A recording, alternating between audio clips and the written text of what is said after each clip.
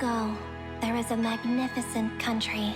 A beautiful land where people celebrated freedom and a life free of fetters.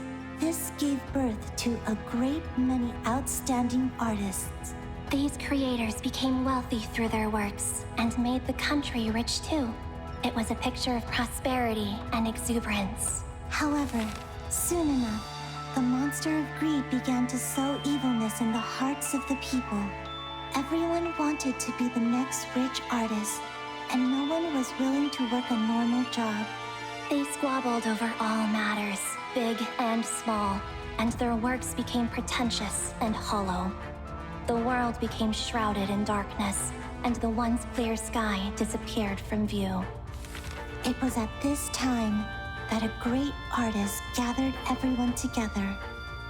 He called on them to display their works publicly for honest comment and critique. At the gala, the shoddy and spurious works were criticized, and the works deserving of praise received their due. A total of 7 master artists were elected to govern the country, and the ceremony was held every 5 years after that. Since then, the once chaotic Amorphes has seen the emergence of a new order. Now, a master puppet maker has inherited the mantle of one of the 7 master artists. She threaded the silk through the joints of the puppets, combed their hair with her slender fingers, and named them with her most exquisite voice. Luke, the younger sister. Mintha, the elder sister. These are the best works among all her creations. Mintha takes care of the household chores where the maker resides with other ladies, while Luke renders her meticulous service in their daily life. When the maker is absent, Mintha evaluates the examinee on her behalf, while Luke welcomes the visitors at the door with manners that even that lady cannot find fault with. A lift of the finger.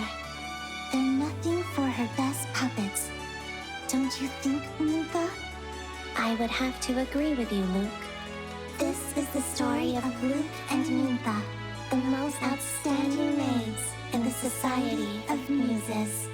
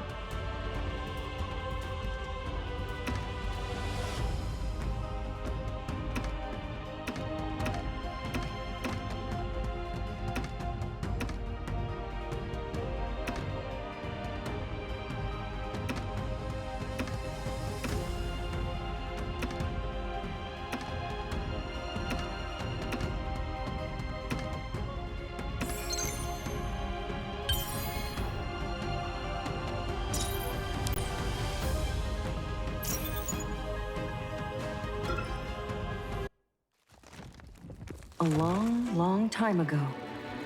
So long ago that even he cannot remember how long it has been. A boy woke up and found himself in a garden full of golden apples. He looked at the apples hanging all over the garden, wondering who had planted these trees. He looked at the rows of fences around him, wondering who had trapped him here. One day, he looked up at the profoundly blue sky, and there, within the clouds, he discovered a whole other world. A wide open world. A world where people laughed and cried. A world where they experienced joy and sorrow. For the very first time, he realized that he had other options than just thinking about those two unanswerable questions. What a pleasure it was to just sit there and watch the scenes of life unfold on the other side. Soon enough, however, the boy discovered something else. Over there, people's lives were ordinary and repetitive. Their world was clearly so much larger. So why did it seem like nothing more than a narrow cage? The boy grew tired. He realized that they were concerned with only one question, even one less than he. They were afraid of anything new, moving around each other in small and pitiful circles. Half the time, they would close their eyes and just lie there, doing nothing. So boring. So terribly boring. He muttered to himself, and then unfurled his wings. He soared through the clouds and into the vortex, disregarding the burning pain, and arrived at the other side of the heavens. This was how the stuffy world welcomed a ray of light. The boy traveled around, telling ordinary people what the true meaning of life was. He gained a group of loyal believers, leaving scriptures that were handed down from generation to generation. He transformed the world and set it on the right path. People sought to become a better version of themselves. They broke free of their chains, and interesting and wonderful stories happened everywhere, and all the time. It was also on this journey that the boy met a girl who thought the same way as him. The girl had long, beautiful silver hair that was tied into a lovely ponytail. Like the boy, she had no need to close her eyes half the time. Her eyes were big and bright, and like the boy's, they sparkled with curiosity about the future. The like-minded pair traveled far and wide with no disputes. Only joy accompanied them on their journey. The girl said to the boy, "You are the most interesting being I've ever met. I want you to always be by my side, now and forever." The boy readily agreed. He shed no tears for the golden garden behind him, and cared even less about his scars and bruises. As long as the girl needed him, he was happy to stay with her. However, the girl's words were nothing but lies. She took advantage of the boy's unquestioning attitude and dripped a golden magic liquid into his eyes. The boy, who had not closed his eyes since he woke up in the garden, fell unconscious, and only came to several years later.